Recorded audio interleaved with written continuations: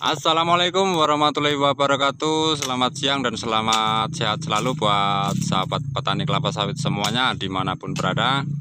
Masih bersama di channel Inspirasi Berkebun Kelapa Sawit ya kawan-kawan.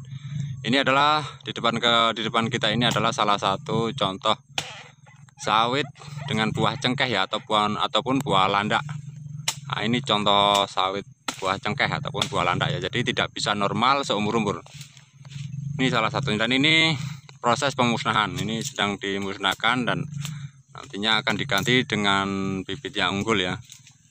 Untuk bibitnya sendiri ini awal mula bibitnya itu adalah bibit kentosan, bibit semaian sendiri atau bibit buatan sendiri dari sawit turunan.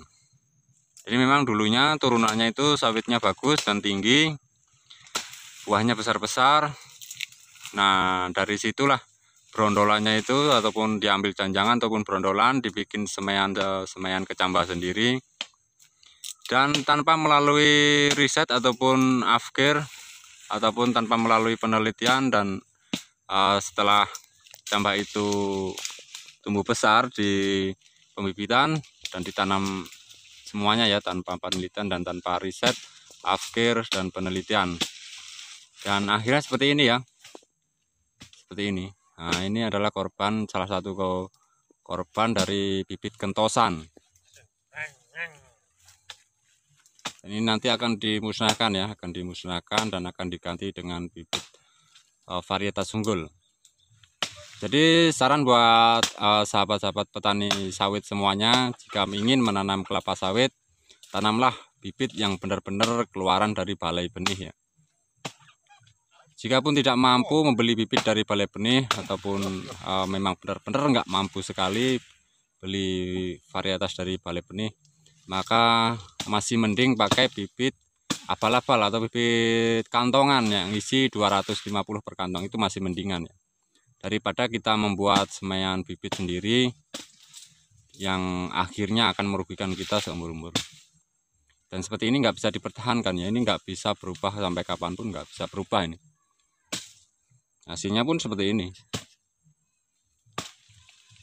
Jadi itu saran buat sahabat yang ingin berkebun kelapa sawit atau buat sahabat-sahabat petani sawit yang ingin budidaya sawit ya, sebaiknya faktor bibit jadi harus dipertimbangkan dengan baik-baik ya.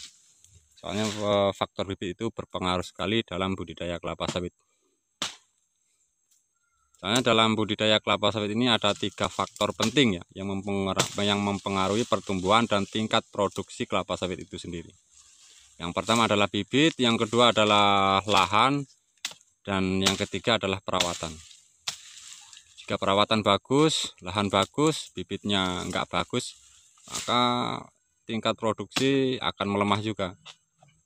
Walaupun bibit bagus, lahannya kurang bagus, perawatannya bagus, sama saja. Jadi tiga unsur itu harus dipenuhi agar tingkat produksi kelapa sawit itu maksimal ya.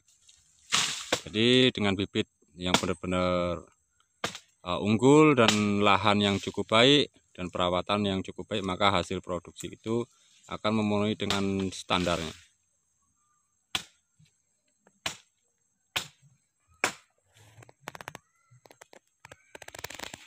Ya, jadi itu ya, sekali lagi buat sahabat-sahabat semuanya yang ingin budidaya kelapa sawit, soal bibit harus dipertimbangkan dengan baik ya, karena faktor bibit ini akan mempengaruhi 30 tahun ke depan ya.